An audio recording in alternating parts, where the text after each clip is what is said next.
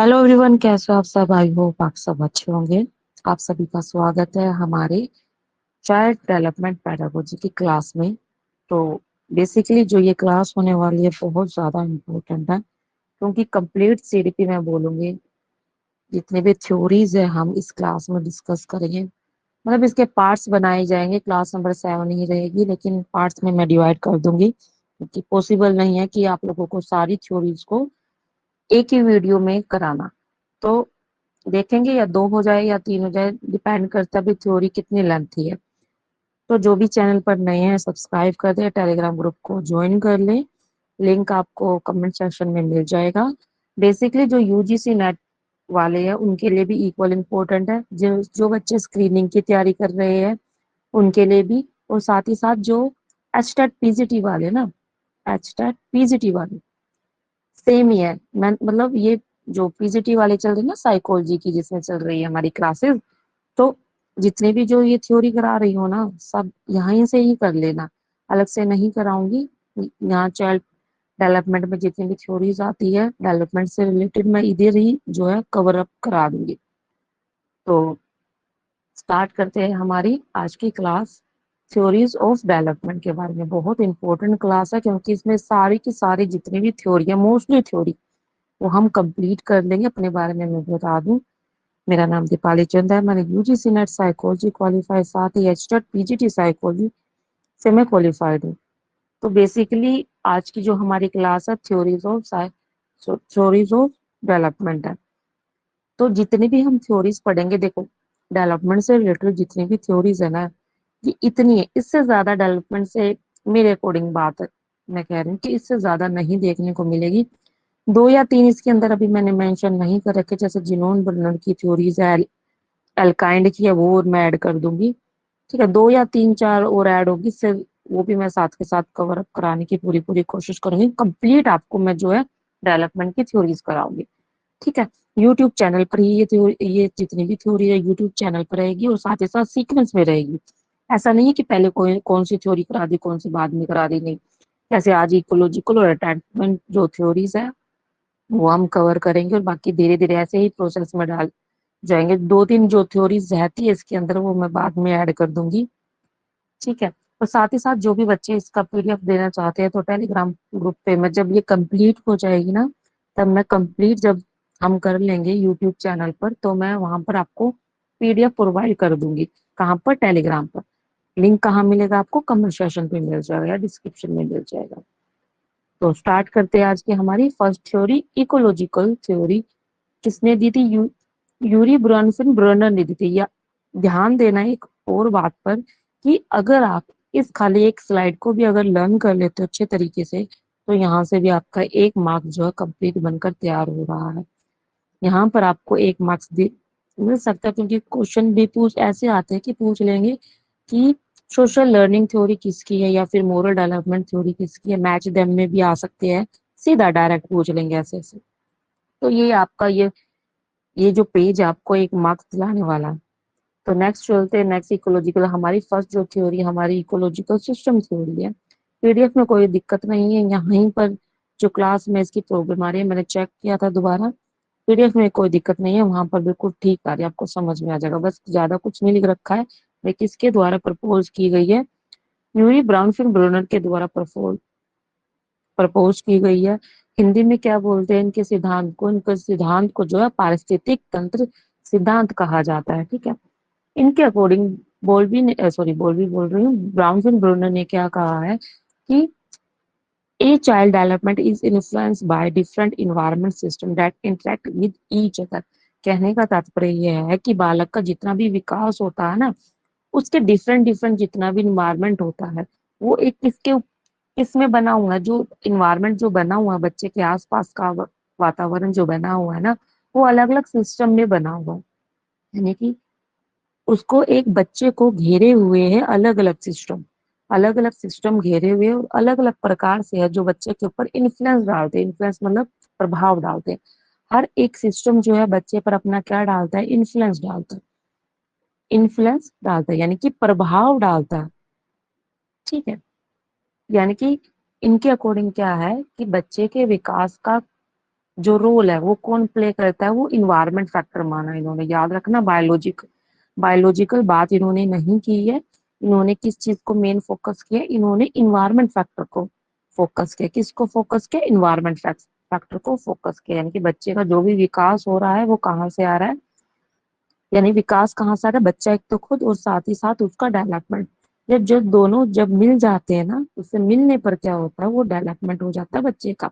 उसी अकॉर्डिंग जो है डेवलपमेंट होता है। जितना ज्यादा बच्चा जो है इन्वायरमेंट के साथ कनेक्शन बनाता है ना, ज्यादा क्लोज होगा। मान लो ये सिस्टम 1 है, तो यहाँ सबसे ये बच्चा है बीच यहाँ, तो जो सबसे ज्यादा पास होगा, निकट होगा, वो ही सबसे ज्यादा इन्फ्लुएंस करता है। ठीक है, याद रखना कि जो भी सबसे ज्यादा नजदीक होगा बच्चे के सिस्टम, वो सबसे ज्यादा इन्फ्लुएंस करेगा। क्या चीज को, किसको इन्फ्लुएंस करेगा, डेवलपमेंट को। ठीक है, नेक्स्ट चलते हैं हमारा। तो ये बेसिकली जो सिस्टम दिए थे इन्होंने या तंत्र दिए थे, वो कितने तरह के दिए थे, सीधा क्वेश्चन भी आ रखा है। एस्टेट का पीवाईक्यू है ये कि कितने टोटल सिस्टम दिए थे। इन्होंने 5 दिए थे। 5 कौन कौन से है ये, माइक्रो सिस्टम, मीजो सिस्टम, एक्सो सिस्टम, मैक्रो सिस्टम और क्रोनो सिस्टम। आपको एज इट इज सीक्वेंस में इसको याद करना है। सीक्वेंस में आपसे पूछ लिया जाता है, आप सीक्वेंस में भी लगाना है कि माइक्रो, आपको पता ना सबसे छोटा, शुष्क जिसे बोलते हैं शुष्क। मीजो इसके सेकंड वाला, एक्सो यानी बाहर का। फिर मैक्रो वो बड़े लेवल का, बड़े स्तर का हो जाता है। क्रोनो सिस्टम एक टाइम पीरियड से रिलेटेड होता है, क्या टाइम जोन से रिलेटेड होता है। ठीक है, हम भी कंप्लीट इसको पढ़ने की पूरी पूरी कोशिश करेंगे। आई होप आपको यहाँ तक जो है समझ में आ गया होगा कि जो क्या है, ब्राउनफील्ड ब्रूनर ने क्या कहा है, बच्चे का जो विकास है ना, वो किस लिए प्रभावित होता है, इन सिस्टम के माध्यम से प्रभावित होता है। और इन सिस्टम, ये तंत्र क्या है, ये एक इन्वायरमेंट सिस्टम है जिससे बच्चे पर प्रभाव पड़ता है। जो जितना ज्यादा सिस्टम जो पास है ना, वो सबसे ज्यादा जो है बच्चे को प्रभाव डालेगा। जो सिस्टम जितना नजदीक है, वो सबसे ज्यादा बच्चे के ऊपर प्रभाव डालेगा। अब 5 environment system, basically ecological system refer to a different environment system that surround a child. अभी बताया ना मैंने कि एक बच्चा होता है, उसके चारों तरफ उसको घेरे हुए क्या है, तंत्र है। तंत्र भी कौन सा, पर्यावरणीय या इन्वायरमेंट सिस्टम बच्चे को जो है घेरे हुए है। इंटरेक्ट करता है with each other to influence the child growth and development. Basically जब बच्चा इन सिस्टम से इंटरेक्ट करता है ना, इससे क्या होता है, बच्चे की डेवलपमेंट पर प्रभाव पड़ता है। चाहे वो उसका डेवलपमेंट किसी भी प्रकार का हो, चाहे वो उसकी ग्रोथ हो। ठीक है, डिफरेंट डिफरेंट जो भी उसके डेवलपमेंट होते हैं, ग्रोथ होती है, उस पर सीधा प्रभाव पड़ता है बच्चे पर। पहला सिस्टम कौन सा हो जाता है, माइक्रो सिस्टम। माइक्रो सिस्टम में क्या होता है कि जहाँ सीधा डायरेक्ट इंटरेक्शन करता है ये बच्चा है, और बच्चे का इन्वायरमेंट के साथ सीधा डायरेक्ट इंटरेक्शन होता है, इनकी फेस टू फेस भी आप कह सकते हैं। बिल्कुल सबसे नजदीकी सिस्टम माना जाता है माइक्रो सिस्टम। जैसे हम क्या होगा, बच्चे इसके अंदर क्या आते हैं, बच्चे के फैमिलीज मेंबर आते हैं ना, मदर फादर दादा दादी के साथ क्या करता है, सीधा इंटरेक्ट करता है। माता पिता जो बच्चों को क्या सिखा रहे, संस्कार सिखा रहे, अच्छा बुरा मोरल डेवलपमेंट सिखा रहे, फिजिकल डेवलपमेंट, अच्छा खाना दे रहे खाने को। तो ये चीज फैमिली में आ जाती है। फिर आता है स्कूल। स्कूल में क्या होता है, बच्चे को शिक्षा प्रदान की जाती है। क्या प्रदान की जाती है, शिक्षा प्रदान। पीयर ग्रुप्स आते हैं, बच्चे के फ्रेंड्स आते हैं, फ्रेंड सर्कल, नेबर्स। नेबर्स में कहाँ हो जाएगा बच्चा, जहाँ बच्चा जो है नेबर्स के साथ भी मिलकर कुछ ना कुछ सीखता है अपनी जिंदगी में। टीचर्स भी बच्चे का साथ अहम रोल प्ले करती है बच्चे के विकास करवाने में, चाहे वो बौद्धिक विकास हो यानी इंटेलेक्चुअल डेवलपमेंट हो, साथ ही साथ इमोशनल डेवलपमेंट भी इसके अंदर आ जाता है, फिजिकल डेवलपमेंट भी। क्योंकि ऑब्वियस सी बात है, स्कूल्स के अंदर भी क्या होता है, स्कूल्स में स्पोर्ट्स एक्टिविटीज भी होती है, फ्रेंड्स के साथ बच्चा खेलता है, तो वहां पर क्या बिल्डअप होता है, उनके अंदर फ्रेंडशिप वगैरह आती है, रिलेशन बनता है, सोशल सोशल डेवलपमेंट आता है। कहने का मतलब है कि जो माइक्रो सिस्टम है ना, वो क्या लेकर आता है अपने साथ, मेनली क्या लेकर आता है, सोशल डेवलपमेंट लेकर आता है, इमोशनल डेवलपमेंट लेकर आता है, इंटेलेक्चुअल डेवलपमेंट की बात करता है, फिजिकल डेवलपमेंट की। ऑब्वियस सी बात है, बच्चा फ्रेंड्स के साथ क्या करेगा, खेलेगा कूदेगा और कुछ नया सीखेगा। ठीक है, और इसलिए इसको डायरेक्ट इंटरेक्ट कहा है, क्योंकि बच्चा जो भी इसको सीख रहा है ना, डायरेक्ट सीख रहा है, बीच में कोई माध्यम नहीं है, सीधा फादर से कुछ सीख रहा है, दोस्त से कुछ सीख रहा है।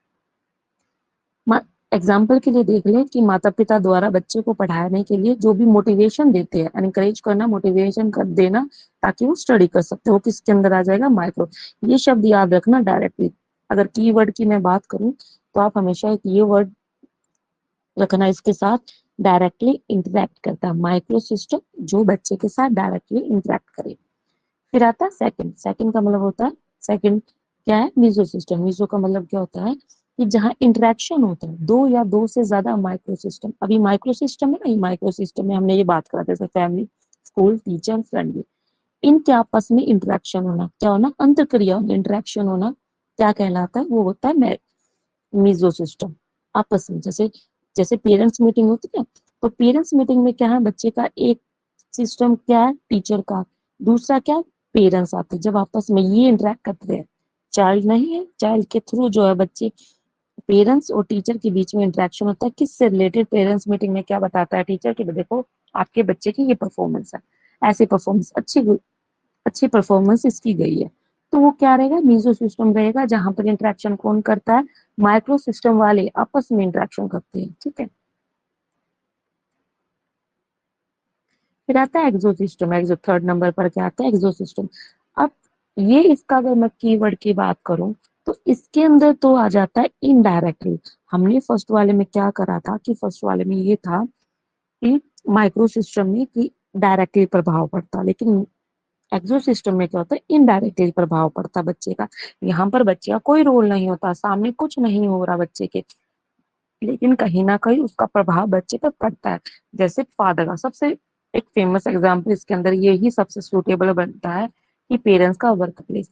मान लो कि बॉस ने बच्चे के फादर को डांट दिया, ठीक है, फटकार लगा दी किसी वजह से, तो जैसे ही फादर घर पर आया, तो बच्चे ने वैसे ही अब फादर को गुस्सा किस पे था, बॉस पे था, उतारा किस पर, चाइल्ड पर उतार दिया। तो यहाँ पर बच्चे का तो कोई कसूर ही नहीं था, क्योंकि इनके बीच में इंटरेक्शन नहीं हुई थी। ठीक है, माध्यम ये बने थे, फादर बने थे, फादर की वजह से यहाँ पर जो है प्रभाव पड़ा डेवलपमेंट का। अब यहाँ क्या बच्चे के साथ क्या होगा, फादर अगर ऑब्वियस सी बात है डिप्रेशन में या स्ट्रेस में है, फादर बच्चे के साथ खेलेगा नहीं। स्ट्रेस आ गया ना, स्ट्रेस आ गया, फादर बच्चे के साथ खेलेगा नहीं, खेलेगा नहीं, बच्चा सैड रहेगा, इमोशनली जो है वीक हो जाएगा बच्चा। ठीक है, इमोशनली वीक हो जाएगा, अच्छे से काम नहीं कर पाएगा। तो कहने का मतलब ये है कि एक्सो सिस्टम एक ऐसा सिस्टम है जहां बच्चे पर डायरेक्टली प्रभाव नहीं डालता है, इनडायरेक्टली इन्फ्लुएंस करता है। इसका कीवर्ड क्या रहेगा, इनडायरेक्टली, यानी अप्रत्यक्ष। सिर्फ एक शब्द याद कर लो, कंप्लीट याद हो जाएगा। मीजो की बात करूं तो ये बिटवीन, इंटरेक्शन बिटवीन टू मोर माइक्रो सिस्टम, यानी दो या दो से अधिक किसके अंदर इंटरेक्शन होना, शुष्क तत्व के बीच में। मैक्रो सिस्टम क्या होता है, बेसिकली मैक्रो सिस्टम में आता है बच्चे के भी जो भी कल्चर्स होता है, जैसे बच्चा इंडियन है, उसका कल्चर प्रभाव डालेगा बच्चे पर, ऑब्वियस सी बात है। वैसे ही अकॉर्डिंग उसका मोरल डेवलपमेंट वैसा ही होगा। जैसे कल्चर, ट्रेडिशन, पहनावा, खान पान, रहन सहन, ये सारी चीजें किस पर डिपेंड करती है, ये बच्चे के माइक्रो सिस्टम पर डिपेंड करती है। जैसे बच्चे का कल्चर होगा, उसी कल्चर के अकॉर्डिंग बच्चा जो है बिहेव करेगा। ठीक है, जैसे इंडियन कल्चर की बात करें तो जहां पर यहाँ पर कोलेक्टिवनेस ज्यादा देखी जाती है, सब मिलकर क्या करते हैं, काम करते हैं, सेल्फिशनेस कम होती है, कहते हैं सेल्फिश नहीं होते यहाँ पर व्यक्ति, जो है मिलकर काम, कोलेक्टिव कलेक्शन, कोलेक्टिव के साथ मिलकर काम करते हैं, सेल्फिश नहीं होते हैं, दूसरों का भला देखते हैं, प्रो सोशल बिहेवियर ज्यादा देखा जाता है ना। क्या देखा जाता है, pro social behaviour. Pro social behaviour क्या होता है, बिना किसी बेनिफिट के दूसरों की हेल्प करना, हेल्पिंग नेचर है हमारा। इंडियंस वालों का हेल्पिंग नेचर है, चाहे आप किसी को जानते हो या ना जानते हो, लेकिन आपका क्या बनता है कि अगर किसी को जरूरत होती है मदद की, तो आप जरूर तैयार हो जाते हो मदद करने के लिए, चाहे आप किसी को जानो या ना जानो।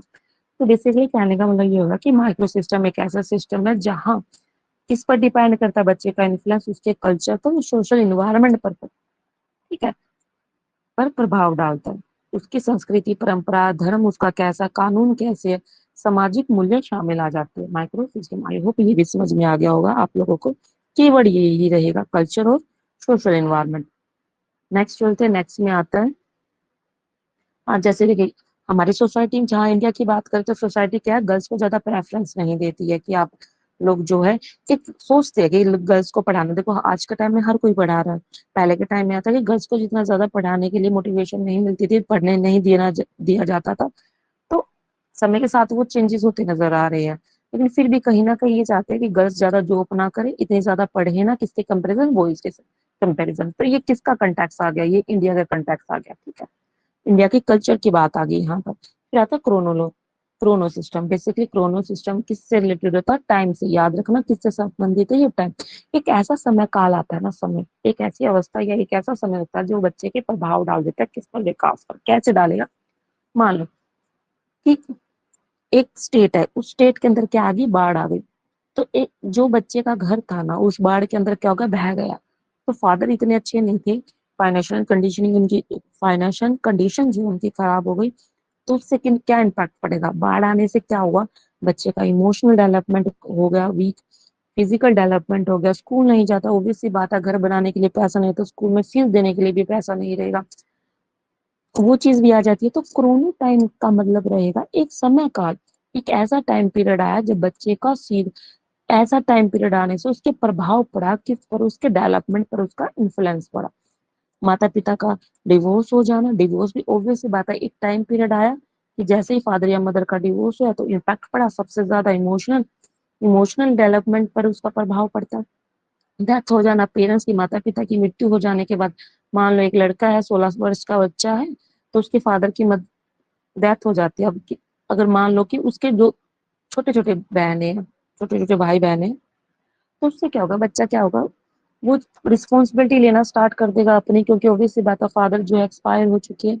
अब जो भी उसका डेवलपमेंट हो जो होना था उस एज के अकॉर्डिंग वो नहीं हो पाता, क्योंकि और ज्यादा रिस्पॉन्सिबिलिटी बच्चे के ऊपर आ जाती है। माइग्रेशन कराना, माइग्रेशन मतलब एक जगह से दूसरी जगह पर जाना, ठीक है? यानी कि फादर का ट्रांसफर हो गया, ट्रांसफर, नई जगह, नया सिचुएशन देखने को मिलती है, तो सेटलमेंट होने में थोड़ा तो समय लगता है। पैंडेमिक यानी कि इसमें क्या होगा? महामारी, जैसे कोरोना टाइम, कोरोना टाइम में क्या था? कोरोना टाइम में क्या रहा था? बच्चों को बाहर जाने नहीं दिया था, फिजिकल डेवलपमेंट वीक हो गया था, लैंग्वेज डेवलपमेंट। अब देखा गया ना कि जो भी कोरोना टाइम के बच्चे हैं ना, उस एज में जो थे, 1.5 साल या 3 साल तक के बच्चे इस एज में कोरोना के समय में, तो उनमें लैंग्वेज डेवलपमेंट की जो मेजर प्रॉब्लम पाई गई थी, लैंग्वेज डेवलपमेंट की क्या पाई गई थी? प्रॉब्लम पाई गई थी। ऑब्वियस सी बात है, बाहर जाकर बच्चे का इंटरेक्शन कराया नहीं जाता था, तो घर में ही रखा जाता है बच्चों का, तो उसका भी प्रभाव पड़ा। टेक्निकल चेंजेस की वजह से भी क्या हो जाता है? प्रॉब्लम आती है बच्चे के डेवलपमेंट पे। तो की कंपोनेंट की जब मैं बात करूं कि क्या क्या याद करना, आपको ये चीज याद करनी, इन्फ्लुएंस करता है दोनों चीज पर, बच्चे का और इन्वायरमेंट पर प्रभाव पड़ता है। All environment system are interconnected. याद रखना सारे के सारे जितने भी हमने 5 सिस्टम पढ़े हैं ना, पांचों को पांचों क्या है? एक दूसरे को कनेक्ट किए हुए हैं। डेवलपमेंट कैसा माना इन्होंने? कंटिन्यूस मानो, साथ ही साथ डायनामिक माना, यानी गतिशील है, चेंजेबल है ना। डेवलपमेंट चेंज हो रहा है। एक टाइम पीरियड तो बहुत अच्छा था, लेकिन एक टाइम पीरियड आने के बाद वो वीक होता चला गया। तो आई होप आपको ये समझ में आ गया होगा हमारी ब्राउन ब्रोनर की थ्योरी। तो हमने ये सारी की सारी पढ़ ली है। यहाँ पर सेंटर में कौन होता है? बच्चा। ये बच्चा है, बच्चे पर फर्स्ट डायरेक्ट प्रभाव किसका पड़ता है? माइक्रो सिस्टम पर, तो सीधा इंटरेक्शन करता है। मीजो क्या होता है? जहां पर ये जो माइक्रो सिस्टम वाले होते हैं इनके आपस में इंटरेक्शन होना। एक्सो सिस्टम किस में आ जाता है? कल्चर्स के अंदर आ जाता है, नॉर्म्स के अंदर आता है। सॉरी, एक्सो सिस्टम नहीं, एक्सो इनडायरेक्ट। एक्सो सिस्टम क्या है? इनडायरेक्टली प्रभाव पड़ता है, वो ऑफिस वाला एग्जाम्पल, बॉस वाला एग्जाम्पल आ जाएगा यहाँ पर। मैक्रो सिस्टम जहां पर क्या होता है? कल्चरल इन्फ्लुएंस होता है, बच्चे की संस्कृति कैसी है, संस्कृति, उसके मोरल नैतिक विकास उसका कैसा चल रहा है, मूल्य कैसे है व्यक्ति के, नॉर्म्स कैसे है, वैल्यूज कैसे है, ये सारी चीजें किसके अंदर आ जाएगी? मैक्रो सिस्टम में। कोरोना कोरोना किससे संबंधित है? समय से, यानी काल से संबंधित है। एक टाइम पीरियड ऐसा आया, टाइम पीरियड से संबंधित, याद रखना, टाइम जोन से संबंधित है, ठीक है, काल से संबंधित है। जैसे बाढ़ का आ जाना, डाइवोर्स का होना, ये सारी चीजें किसके अंदर आ जाती है? एग्जाम्पल भी आपसे पूछ लिया जाएगा, एग्जाम्पल देके भी पूछ लेंगे भी किसके अंदर आएगा। आई होप आपको ये समझ में आ गया। हमने पांचों के पांचों जो है क्रोनो सिस्टम कंप्लीट कर लिया। अब हमारी नेक्स्ट थ्योरी पर चलते हैं। अटैचमेंट थ्योरी है। अटैचमेंट थ्योरी बेसिकली किसके द्वारा दी गई थी? जॉन बोल्बी के द्वारा दी गई थी, ठीक है। इंपॉर्टेंट थ्योरी है, बहुत इंपॉर्टेंट थ्योरी। इससे भी काफी ज्यादा आपको क्वेश्चन देखने को मिलते हैं, हर बार देखने को मिलते हैं। तो जॉन बोल्बी के अकॉर्डिंग क्या है, इन्होंने माना है कि जो इमोशनल बाउंड होता है ना, इमोशनल बाउंड यानी कि संवेदनात्मक जो संबंध होता है ना, किसके साथ? बच्चे का, एक बच्चा है, उसका संबंध, उसका रिलेशन, उसका कनेक्शन किसके साथ? Care giver. केयर गिवर देखो, प्राइमरी केयर गिवर, तो कोई भी हो सकता है, उसके पेरेंट्स हो सकते हैं या दादा दादी, कुछ भी लगा लो। माँ मेनली हम क्या लेकर चलेंगे, माँ को लेकर चलेंगे। सबसे ज्यादा प्राइमरी केयर गिवर कौन होता है, उसकी मदर होती है। आप इसके स्थान पर कुछ भी लगा सकते हैं, पिता भी, दादा भी, दादी भी, कुछ भी। जो सबसे ज्यादा की उन्हें मदर इंपॉर्टेंट होती है, ठीक है। जो केयर गिवर होता है ना, इमोशनली बाउंड, किसके बीच में, प्राइमरी केयर गिवर और इन्फेंट के बीच में, play a vital role in the child overall development. यानी कि जो ये डेवलपमेंट होता है ना, सॉरी अटैचमेंट होती है, बच्चे की क्या होती है, अटैचमेंट होती है इसके साथ, अपने केयर गिवर के साथ। यही सबसे ज्यादा इन्फ्लुएंस करती है बच्चे के विकास में, बच्चे के डेवलपमेंट में सबसे ज्यादा प्रभाव डालती है। अगर बच्चे का अगर बच्चे का जो अटैचमेंट अच्छी है ना, तो बच्चे का डेवलपमेंट भी अच्छा ही होगा, ठीक है। बच्चे के माता पिता केयर गिवर के साथ अगर संबंध अच्छे है, तो बच्चे का डेवलपमेंट भी उसी लेवल का होगा, ठीक है। अटैचमेंट बेसिकली क्या होती है, अटैचमेंट एक स्ट्रॉन्ग इमोशनल बाउंड।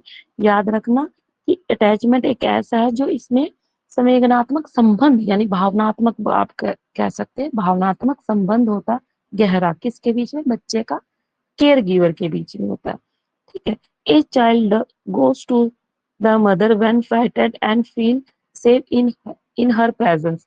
कहने का मतलब है कि डर लगने पर बच्चा किसके पास जाता है, अपनी मदर के पास जाता है। क्यों जाता है, क्योंकि उसको कैसा फील होता है, सेफ फील होता है। कोई एक ऐसी सिचुएशन आती है कि जहां बच्चे को बड़ा डर लग रहा है, लेकिन अगर मदर प्रेजेंट है ना, अगर मदर प्रेजेंट है, तो बच्चे को डर नहीं लगेगा, ठीक है। यही क्या है, यही अटैचमेंट है। क्या है ये, अटैचमेंट है। मेन एजम्पशंस क्या रहेगी बोल्बी की थ्योरी से रिलेटेड, तो याद रखना जो अटैचमेंट होती है वो कैसी होती है, वो इनेट होती है, जन्मजात पाई जाती है। बच्चा जो अटैचमेंट सीख कर आता है ना, वो बाय बर्थ होती है उसकी, by birth. Biological program to form attachment, यानी बच्चा स्वाभाविक रूप से लगाव बनाने की क्षमता कहाँ से लेकर आ रहा है, जन्म से लेकर आ रहा है। अटैचमेंट क्या प्रोवाइड करते हैं, सिक्योरिटी। अगर बच्चे की केयर गिवर के साथ अच्छी अटैचमेंट है, तो अटैचमेंट होने से बच्चा कैसा महसूस करता है, सेफ महसूस करता है, साथ ही साथ कॉन्फिडेंट महसूस करता है, यानी अपने आप को सुरक्षित महसूस करता है, आत्मविश्वास जो है अटैचमेंट प्रोवाइड करती है। अर्लियर अटैचमेंट कैसा होता है, क्रूशियल होता है भाई, याद रखना। अर्लियर जो शुरुआती अटैचमेंट होगा वो थोड़ा क्रूशियल माना जाता है। और फिर क्या होता है कि अर्लियर रिलेशनशिप इन्फ्लुएंस भी करती है किस चीज को, पर्सनैलिटी को, बिहेवियर को, सोशल रिलेशनशिप को। यानी कि बच्चे का जो अटैचमेंट है, एक सेकेंड, बच्चे की जो अटैचमेंट है ना, बच्चे की अटैचमेंट अगर अच्छी है, तो उसका बच्चे का जो पर्सनैलिटी डेवलपमेंट है, उसका जो बिहेवियरल है, और उसका जो रिलेशनशिप है, वो भी क्या रहेगा, बेहतर रहेगा, बेहतर रहेगा और प्रभावित करता है, ठीक है। फिर आता है जोन बोल्बी की स्टेजेस बतानी है। बोल्बी की स्टेजेस कौन सी होती है, पहली स्टेज आती है pre attachment stage. Pre attachment stage कौन सी होती है, बरस से लेकर 6 मंथ तक की होती है, जब बच्चा जन्म लिया बच्चे ने, और 6 वीक तक की होती है। The influent response similarity to all care giver. यहाँ पर जो भी बच्चा होता है ना, जो शिशु होता है, सब पर, जितने भी उसके आसपास होते हैं ना केयर गिवर्स होते हैं, सब पर सेम रूप से क्या करता है, रिस्पॉन्स करता है, सेम तरह से रिस्पॉन्स करता। भी अटैचमेंट नहीं बनी है बच्चे के किसी भी एक पर्टिकुलर पर्सन के प्रति, नहीं बनी है। Attachment is making, in the making, यानी कि अब धीरे धीरे जो है बच्चा जो अटैचमेंट बनाना स्टार्ट करी, कोग्निशन आ गया ना, पहचानना स्टार्ट हो गया। क्यों पहचानना स्टार्ट हो गया, कि बच्चे को ये पता चलने लगा कि अगर मैं रो रहा हूँ, रोने से कौन मेरे पास आ रहा है, मेरी मदर आ रही, माँ आ रही है। तो यहाँ पर बच्चा किसके साथ अटैचमेंट बना रहा है, अपनी माँ के पास। बच्चा रो रहा है, बच्चे को भूख लगी है, खाना चाहिए, तब भी बच्चे को कहीं दर्द हो रहा है, पेन हो रहा है, तब भी मदर जो है उसके पास भागी आ रही है। यहाँ पर क्या हो गया, अटैचमेंट बनना जो है स्टार्ट हो जाती है। अब यहाँ पर बच्चा रिकॉग्नाइज करना, यानी पहचानना स्टार्ट कर देता है कि जब भी मुझे कोई आवश्यकता हो रही है, तो मेरे पास कौन आ रहा है। तो क्लियर कट थर्ड आ जाएगा, clear cut attachment. Clear cut attachment में क्या होता है, ये जो बच्चे की स्ट्रॉन्ग कनेक्शन बन जाता है किसके साथ, अपनी मदर के साथ, क्योंकि हम मदर को ही मान के चल रहे हैं केयर गिवर, तो वो उन्हीं को लेंगे, तो एक स्ट्रॉन्ग अटैचमेंट डेवलप हो जाता है। अगर मदर जाती भी है ना, इस एज के अंदर, जब जब बच्चा 6 मंथ, 6 या 8 मंथ का होता है, साथ ही साथ 18 मंथ तक का बच्चा होता है, यानी कि 1.5 साल तक के, लगभग 1.5 साल का बच्चा जो होता है, अगर मदर छोड़कर चली जाए, मतलब वॉशरूम भी जाती है, तब भी बच्चा जो है उसको ना एंग्जाइटी, सेपरेशन एंग्जाइटी होने लग जाती है। बच्चा क्या होता है, रोना स्टार्ट कर देता, रोना स्टार्ट कर देता बुरे तरीके से कि मदर मुझे कहाँ छोड़कर चली गई है। हालांकि उसको यहाँ तक ये नहीं पता चलता कि मदर थोड़ी देर के लिए चली गई है तो वापस मेरे पास आ जाएगी। उसको तो ये लगता है कि मम्मी मुझे छोड़कर चली गई है। तो छोड़कर जाने पर बच्चा जो है रोना स्टार्ट कर देता है, यानी कि यहाँ पर क्या बन गया, यहाँ पर क्लियर कट अटैचमेंट जो है बन गई। रेसिप्रोकल रिलेशनशिप, अब रेसिप्रोकल रिलेशनशिप क्या होता है कि जहां पर बच्चा समझना स्टार्ट कर देता है कि care giver will return after being away, यानी कि अब यहाँ समझ में आने लगा बच्चे को कि मदर है ना वॉशरूम जा रही है, थोड़ी देर बाद वापस आ जाएगी। ठीक है, ये किस एज में स्टार्ट हो जाता है, 18 मंथ, यानी 1.5 साल से ऊपर का जो बच्चा होता है, और उससे ऊपर के बच्चे को ये अंडरस्टैंडिंग आ जाती है कि मदर जो है इधर उधर ही गई होगी, कहीं छोड़कर नहीं गई है, वापस आ जाएगी मेरे पास। ठीक है, नेक्स्ट चलते हैं हमारे। अच्छा, ये हमारी क्लियर कट होगी ना, क्लियर कट अटैचमेंट के बाद आ जाते हैं रेसिप्रोकल रिलेशनशिप। यहाँ पर बच्चा अंडरस्टैंड करना स्टार्ट कर देता है कि चारों के चारों है, आप देख लेना। ठीक है, नेक्स्ट नेक्स्ट हमारे कौन कौन से की कॉन्सेप्ट आ जाएंगे, मोनोट्रोपी। मोनोट्रोपी क्या आता है, मोनोट्रोपी का मतलब होता है कि जहां सबसे ज्यादा किसके पास अटैचमेंट दिखा रहा है बच्चा, यानी कि Bowlby that one primary attachment figure usually the mother is most important for the child development.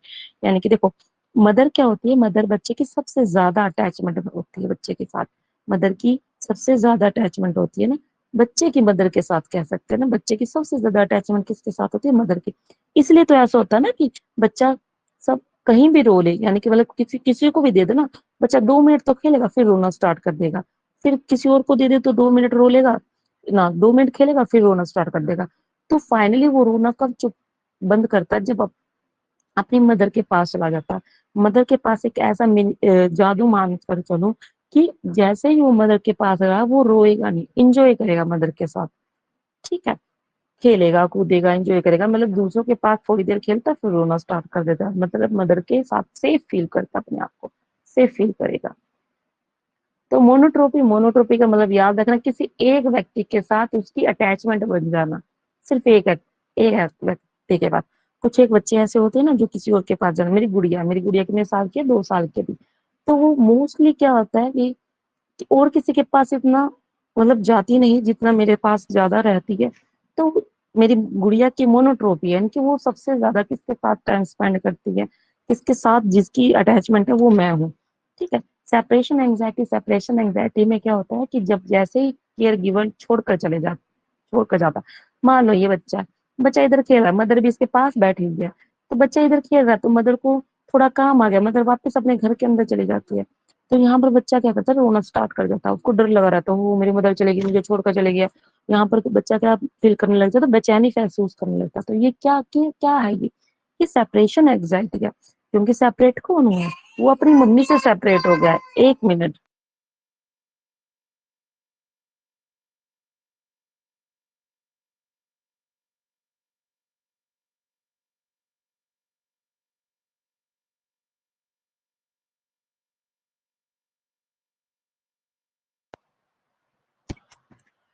तो सेपरेशन एंग्जाइटी हो गई है हमारी, है ना, अलग हुई, जैसे भी केयर गिवर अलग हुआ उससे क्या होगा, उसको बेचैनी महसूस होने लगी। स्ट्रेंजर एंग्जाइटी सेम वही सिचुएशन डालते हैं हम कि यहाँ पर बच्चा खेल रहा था, मदर इधर प्रेजेंट है, तो जैसे ही कोई अदर पर्सन आया, सेम मेरी गुड़िया ऐसा ही बिहेव करती है। मान लो कोई बाइक से आके यहाँ गया, फट भाग कर मेरे पास आती है, उसको स्ट्रेंजर एंग्जाइटी भी है कि जिसको वो जानती नहीं है ना, तो जिसको जानती नहीं है उसको देख कर डर जाती है और भाग कर अपने मदर के पास आ जाती है। ठीक है, अपने मदर के पास आती है क्योंकि उसको डर लग जाता है कि एक सेकंड, तो वो क्या हो जाती है, उसको डर लगना स्टार्ट हो जाता है, डिस्कम्फर्ट महसूस करता है।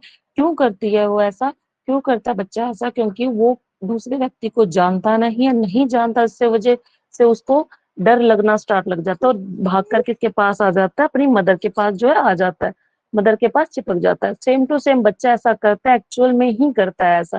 ठीक है, फिर इसके बाद है कि मैरी मैरी एंसवर्थ। एंसवर्थ का भी कंट्रीब्यूशन रहा है अटैचमेंट पर।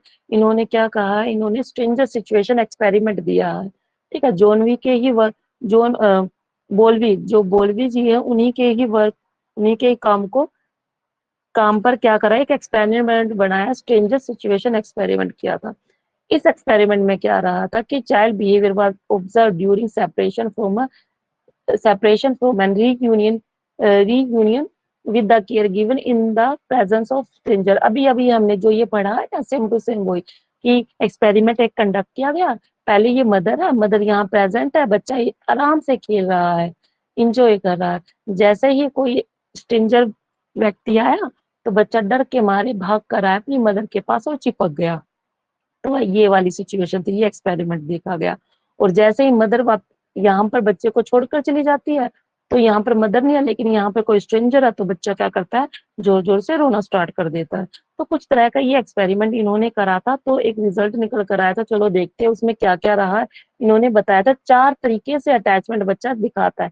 कितने प्रकार से बच्चा जो अटैचमेंट दिखाता है, 4 तरह से बच्चा जो है अटैचमेंट दिखाता है। किसका एक्सपेरिमेंट था, मैरी एंसवर्थ का, याद रखना ये मैरी एंसवर्थ का है। और किसके थ्योरी को एक्सपेंड किया था बोल्वी की थ्योरी को ही एक्सपेंड किया इन्होंने। तो 4 तरह की इन्होंने अटैचमेंट दिए। पहले आता सिक्योर अटैचमेंट। सिक्योर अटैचमेंट सबसे बेटर मानी जाती है। यहाँ पर बच्चे का क्या होता है, ट्रस्ट बना हुआ था किसके साथ, अपने केयर गिवर के साथ।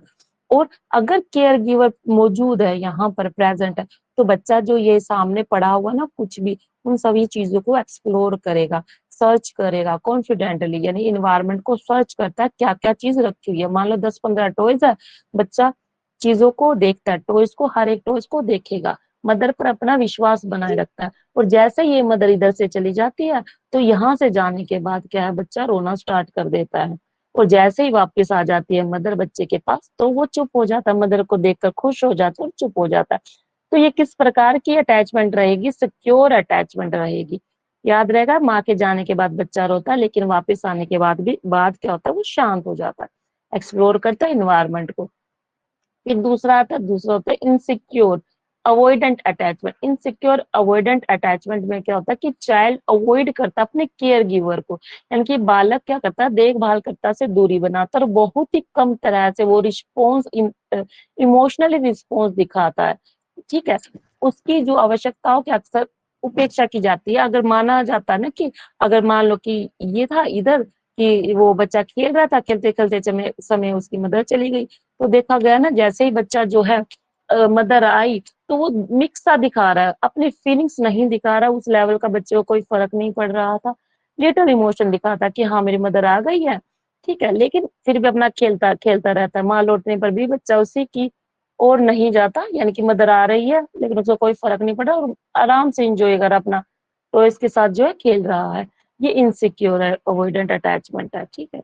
ये किस लिए हो रहा है, ऑब्वियस सी बात है, अगर बच्चा ऐसा दिखा रहा है कि आपके प्रेजेंस होने या ना होने से बच्चे पर फर्क नहीं पड़ रहा, तो याद रखना आपकी अटैचमेंट बच्चे के साथ अच्छी नहीं बनी हुई, ठीक है। अटैचमेंट बनाना बहुत ज्यादा इंपॉर्टेंट है। देखो, फ्रॉइड ने भी माना था कि बच्चे के शुरुआती 5 साल बहुत ज्यादा इंपॉर्टेंट होते हैं उसकी पर्सनालिटी डेवलपमेंट पर।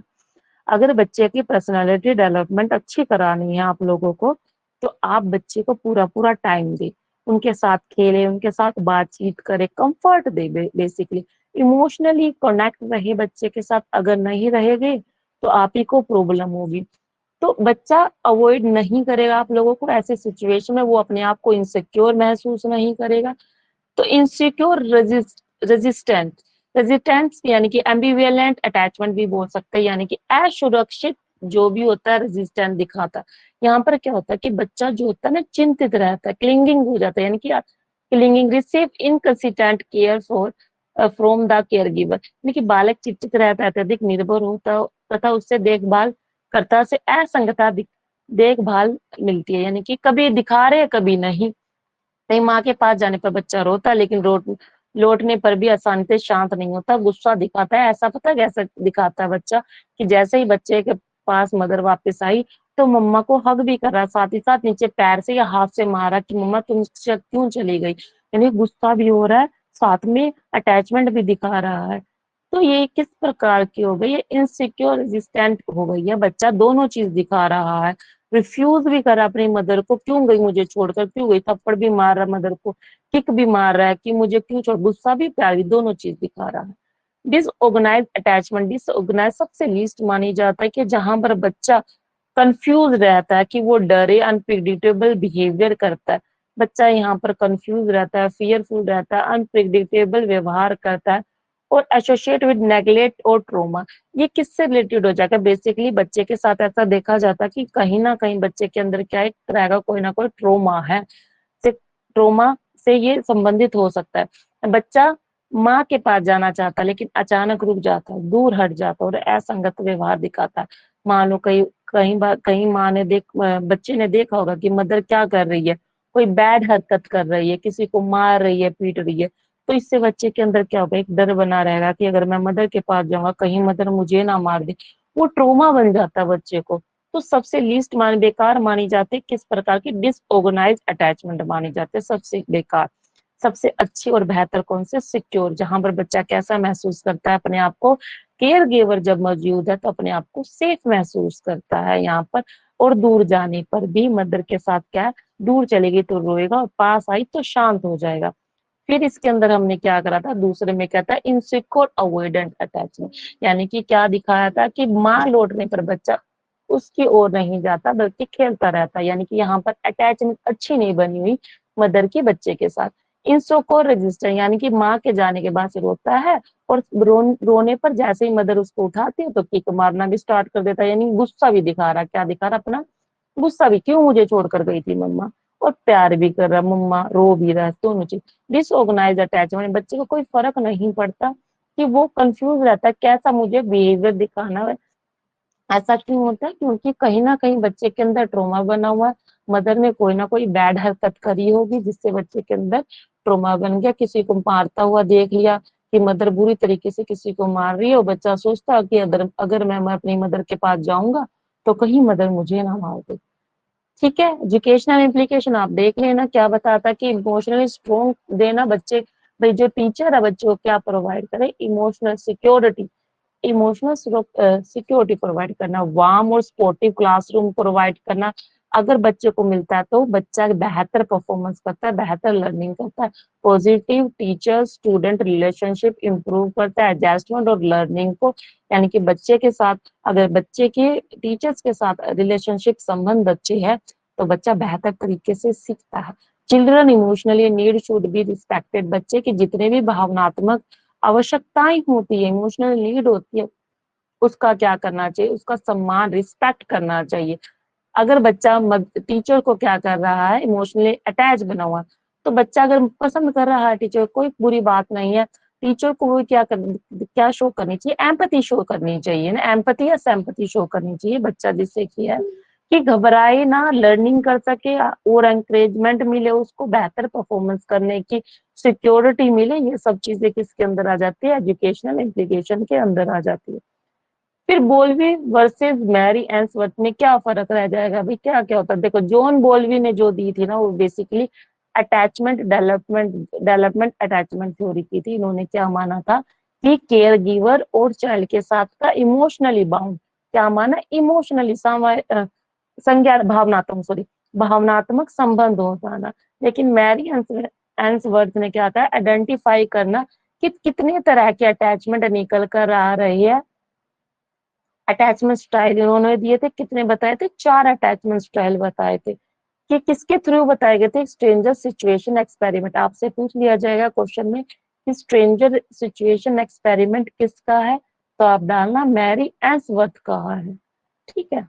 और emotionally bound between child and care giver किसका हो जाएगा, जॉन बोल्वी का हो जाएगा। फिर इसके बाद आते हैं important Harlow attachment experiment. Basically जो ये हार्लो है ना, इन्होंने कंडक्ट किया था एक एक्सपेरिमेंट, जो शिशु बच्चे होते हैं ना, मंकी के बच्चे, शिशु यानी कि छोटे छोटे बच्चे होते हैं मंकी के, उनके ऊपर ये एक्सपेरिमेंट करा था। अच्छा, एक और इम्पोर्टेंट बात कर लूं, बता दूं आप लोगों को कि जो एस्टेट वाला है ना, एस्टेट में एक पीवाई क्यू आया था, हार्लो एंड हार्लो करके, दो नाम है, हार्लो एंड हार्लो। तो जो एक ऑप्शन 4 ऑप्शन थे ना, उसमें दूसरा ऑप्शन है खाली हार्लो भी था। तो हार्लो खाली सेकंड वाले को रिजेक्ट करके इन्होंने माना था हार्लो एंड हार्लो, किसके अकॉर्डिंग, एब्स्ट्रैक्ट के। जबकि यूजीसी नेट में चल जाता खाली हार्लो, एक बार हार्लो भी दे रही ना, तो उस चीज को भी एक्सेप्ट कर रहा है। तो हार्लो एंड हार्लो आएगा, हैरी एंड हार्लो, तो आप तब क्लिक करोगे एब्स्ट्रैक्ट वाले। बाकी यूजीसी नेट ने हार्लो को भी एक्सेप्ट करा हुआ है। तो हैरी हार्लो के द्वारा कंडक्ट किया गया था ये एक्सपेरिमेंट। किसके ऊपर था, छोटे बच्चे थे, किसके, मंकी के बच्चे थे। क्या पर्पस रहा था इनका, कि एक्सपेरिमेंट का एम था स्टडी करना किस चीज को, कॉन्टैक्ट कंफर्ट को स्टडी करना। याद रखना किसका, किस पर स्टडी की थी इन्होंने, कॉन्टैक्ट कंफर्ट पर स्टडी की थी। कौन था इनका, किन पर करी, मंकी पर करी थी। फीडिंग इन अटैचमेंट पर भी करी, कि भी क्या भोजन पर क्या भूमिका होती है, बच्चे को, जो भी बच्चा को खाना मिल रहा है उसकी क्या भूमिका होती है, या फिर कॉन्टैक्ट कंफर्ट, दोनों में से क्या इंपॉर्टेंट है बच्चे के लिए, कॉन्टैक्ट इंपॉर्टेंट है या खाना या भोजन बच्चे के विकास में या अटैचमेंट के डेवलपमेंट में इंपॉर्टेंट है। ये चीज उन्होंने, इनका मोटो था कि स्टडी करना था। एक्सपेरिमेंट सेटअप तैयार किया गया। स्टार्टअप कुछ इस तरह का था कि 2 तरह की मदर बनाई गई। तो 2 तरह की जो मदर बनाई गई थी, कौन कौन कौन सी थी, तो देखो ये एक ऐसी मदर बनाई गई थी जो वायर की थी, क्या थी, वायर की मदर थी, ठीक है। और सेकंड जो मदर बनाई गई थी वो कैसी थी, वो सॉफ्ट कॉटन की थी भाई, सॉफ्ट क्लॉथ की थी। बिल्कुल ऐसा जो मतलब चिबी चिबी सा, बिल्कुल सॉफ्ट था, जिसको टच करने पर बच्चे को कैसा महसूस हो रहा, कंफर्ट, कंफर्ट महसूस हो रहा। तो हार्लो का जो एक्सपेरिमेंट था उसमें किस पर किया गया था, मंकीज पर किया गया था। 2 मंकी लिए थे, मतलब मंकी तो एक था, लेकिन जो वायर मदर्स जो थी वो 2 थी। एक सैरोगेट मदर, दोनों जो मदर थी ना सैरोगेट थी, एक वायर थी, दूसरी क्लोथ थी। जो वायर वाली मदर थी ना, उसके पास क्या रखा हुआ था, उसके पास फूड रखा हुआ था, खाना रखा हुआ था बच्चे के लिए, मिल्क प्रोवाइडर, छोटा बच्चा था ना, बच्चे के लिए मिल्क रखा हुआ था, सारी फैसिलिटीज यहाँ थी। लेकिन क्या नहीं था, कंफर्ट नहीं था यहाँ पर। ये जो मदर थी ये वायर वाली थी। लेकिन जो इधर वाली जो ये मदर है ना, ये कैसे बनी हुई थी, किससे बनी हुई थी, सॉफ्ट क्लॉथ से बनी हुई थी। लेकिन यहाँ पर क्या नहीं था, नो फूड, यहाँ पर किसी भी प्रकार का कोई भी भोजन नहीं रखा हुआ था। लेकिन बच्चों को क्या मिल रहा था, कंफर्ट मिल रहा था, सॉफ्टनेस मिल रही थी, वार्म मिल रहा था, ठीक है। अब क्या ऑब्जर्व किया गया, ऑब्जर्वेशन क्या की गई थी, ये ऑब्जर्वेशन की गई थी जो मंकी था सबसे ज्यादा टाइम स्पेंड कहाँ करा था, यहाँ पर, जहां पर उसको सॉफ्टनेस महसूस हो रही है, यहाँ पर सबसे सबसे ज्यादा जो है क्या करा था, टाइम स्पेंड करा था। भूख लग रही थी तभी जा रहा था वहां, वरना सबसे ज्यादा टाइम स्पेंड यहाँ देखने को मिल रहा था, ठीक है। और ये भी देखा गया कि जैसे कोई नॉइज थी ना, जो सडन बहुत तेज साउंड करा, तो बच्चा डर के मारे किस पर चिपक गया, ये क्लोथ वाली मदर पर जाकर चिपक गया, क्योंकि यहाँ पर बच्चा क्या महसूस कर रहा है, कंफर्ट और सिक्योरिटी महसूस कर रहा है, ठीक है। तो कंक्लूजन क्या निकल कर आया, कंक्लूजन ये निकल कर आया कि बच्चा जो है, बच्चा का जो अटैचमेंट है वो किस पर बेस्ड है, उसके खाने पर नहीं है। मदर सिर्फ खाना प्रोवाइड कर रही है, उससे अटैचमेंट नहीं बचती। मदर जहाँ कंफर्ट महसूस करवा रही है बच्चे को, वो ज्यादा इंपॉर्टेंट है, ठीक है। खाने खाने पर नहीं, खाना फीड कराने पर नहीं इंपॉर्टेंट है, अटैचमेंट किस पर इंपॉर्टेंट रहती है, कंफर्ट, कंफर्ट कैसा है, ठीक है, कंफर्ट बच्चे का कैसा रहेगा, ठीक है। लव मिल रहा है, कंफर्ट मिल रहा है, इन्हीं से बच्चे के अंदर क्या आता है, इमोशनल डेवलपमेंट या अटैचमेंट बनती है, बच्चे की अटैचमेंट बनती है, ठीक है। वही अभी ये आ गया, ऑब्जर्वेशन आई थी कि इनफैक्ट मंकी स्पेंड सबसे ज्यादा टाइम स्पेंड किसके पास किया था, क्लोथ वाली मदर के पास किया था, और कम किस पर किया था, मतलब जो वायर वाली मदर पर थी। तो जब भी बच्चा डरता, तेज आवाज आने पर कहाँ भाग कर चला जाता, अपनी कौन सी मदर के पास चला जाता, क्लोथ वाली मदर के साथ जाकर चिपक जाता। कंक्लूजन क्या निकल कर आया, कि जो अटैचमेंट है बस सिर्फ फूड फूड पर बेस्ड नहीं होता, कॉन्टैक्ट जो है कंफर्ट भी होना चाहिए, क्योंकि वहां पर बच्चा जो है सिक्योर महसूस करता है, सिक्योरिटी महसूस करता है, ठीक है। आई होप आपको ये समझ में आ गया होगा। तो लो भाई, हमारी जो है दोनों थ्योरी जो है कंप्लीट हो गई है। तो ये जीन पियाजे की रह गई, जीन पियाजे की जो इम्पोर्टेंट है, सबसे ज्यादा इम्पोर्टेंट मैं कहूंगी कि साइकोलॉजी से रिलेटेड जो भी एग्जाम है इसके बिना अधूरा है, जीन पियाजे के बिना, क्योंकि इसका एक क्वेश्चन भी ना ऐसा हो ही नहीं सकता। तो हमने ये दोनों ही कर लिया। एक सेकेंड, हम चलते अपने, ये रहा। तो हमने क्या किया, इकोलॉजिकल थ्योरी जो है आज करी है, सेकंड अटैचमेंट थ्योरी, साथ ही साथ हमने एक्सपेरिमेंट भी किया, किसका, हार्लो का भी किया। तो ये दो हमारी कंप्लीट है, बाकी की हम नेक्स्ट क्लास में करेंगे। कैसी रही आपकी ये आज की क्लास, कमेंट करके जरूर बता देना। चैनल पर जो भी नए सब्सक्राइब कर लो। टेलीग्राम पर भाई लिंक जो है मैं कमेंट सेक्शन में कर दूंगी, कमेंट करके जरूर बताना कैसी रही आप लोगों को क्लास, क्योंकि आपके कमेंट से आपका फीडबैक मेरे लिए इम्पोर्टेंट हो जाता है। लास्ट टाइम भी बच्चों ने भाई कमेंट किया है, ज्यादा नहीं, कम बच्चों ने ही कमेंट किया, लेकिन जितना मैंने भी किया, थैंक यू भाई। आप लोगों के कमेंट करने से मुझे मोटिवेशन मिलती है, ताकि मैं और बेटर कंटेंट लेकर आऊं आप लोगों के लिए। जहां जिस वीडियो पे मुझे कमेंट नहीं मिलता या फीडबैक अच्छा नहीं मिलता, तो मेरा थोड़ा सा मोटिवेशन लो हो जाता है, क्योंकि मुझे लगता है देखो मैं मेहनत कर रही हूँ लेकिन मुझे देखने वाला कोई नहीं है, तो फिर मैं क्यों ही अपनी मेहनत को वेस्ट कर रही हूँ। तो वो चीज आ जाती है, इसलिए मैं बोलती हूँ आप लोग कमेंट करें, पॉजिटिव कमेंट या नेगेटिव भी कोई दिक्कत नहीं है, कि आप लोगों बताएं कि और क्या मैं सुधार कर सकती हूँ अपनी वीडियो के अंदर, ताकि आप लोगों के लिए भी हेल्पफुल रहे और मेरे लिए भी हेल्पफुल रहे। हमारी जर्नी अच्छी होने वाली है, लेकिन सिर्फ मेरे करने से जर्नी अच्छी नहीं होगी, आपके करने से भी जर्नी जो है अच्छी होने वाली है। मिलते हैं आपको नेक्स्ट क्लास में। कॉन्सेप्ट क्लियर, सिलेक्शन आपका पक्का होगा। Bye bye, see you in the next class.